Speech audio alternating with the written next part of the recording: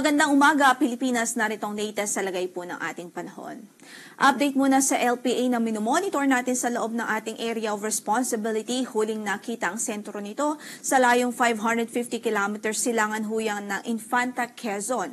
So ngayon po ang sentro niya ay nasa dagat pero as early as now ay nagdudulot na po ito ng mga pag-ulan sa silangang bahagi ng Luzon at sa silangang bahagi ng Visayas. Sa nakikita din po nating trajectory nitong LPA based na rin sa ating latest analysis at forecast, mataas ang tsansa na itong LPA ay lumapit sa ating kalupaan, mag-cross o tumawid sa Luzon landmass by tomorrow at by Friday naman ay lalabas ito ng ating kalupaan at bago ito tuluyang lumabas ng ating area of responsibility. So patuloy tayong mag-antabay sa magiging updates ng pag-asa dahil ito nga ang LPA, although hindi gaano kalakas yung kanyang hangin dahil LPA siya, ay may dala po itong mga pag-ulan, significant na pag-ulan at pwedeng magdulot ng mga pagbaha sa ilang bahagi po ng ating bansa. Kaya't patuloy po tayong mag-ingat at maging alerto.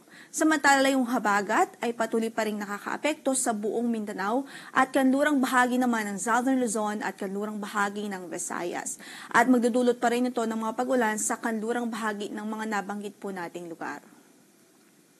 Para naman sa pagtaya po ng ating panahon for today, asahan natin ang maulap na papawirin at mataas pa rin ang tsansa ng mga pag-ulan dito sa Cagayan Valley Region, sa Aurora, Quezon, Bicol Region, Marinduque at Romblon. Epekto po yan ng low pressure area.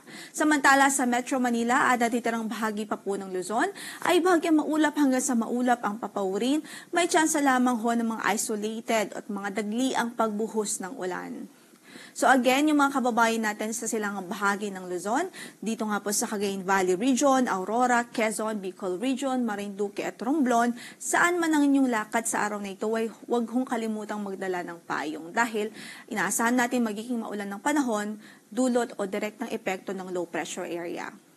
Para naman sa pagtaya ng ating temperatura sa Legazpi City from 24 to 31 degrees Celsius, 26 to 32 degrees Celsius sa Tugigaraw, 24 to 32 degrees Celsius sa Lawag, sa Baguio ay malamig pa rin from 15 to 25 degrees Celsius, sa Metro Manila 24 to 33 degrees Celsius, habang sa Tagaytay ay malamig din from 23 to 31 degrees Celsius na agwat ng temperatura.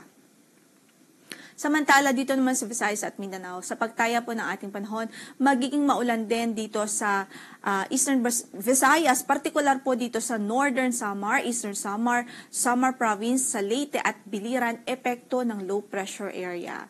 Samantala dahil naman sa habagat ay inaasahan din natin ang maulang kondisyon ng panahon dito sa Zamboanga Peninsula, Basilan, Tawi-Tawi, Sultan Kudarat, Sarangani at maging sa Negros Island Region dahil nga po sa epekto naman ito ng habagat o southwest monsoon.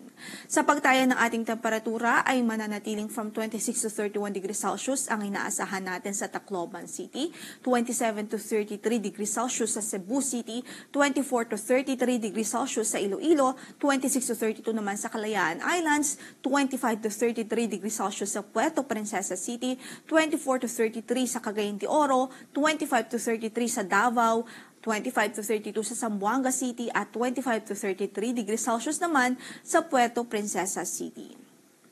Wala rin po tayong gale warning na nakataas ngayon sa anumang bahagi ng ating mga baybaying dagat. Ingat pa rin sa ating mga kababayan na mandaragat, especially ho yung mga gumagamit ng maliliit na sasakyang pandagat.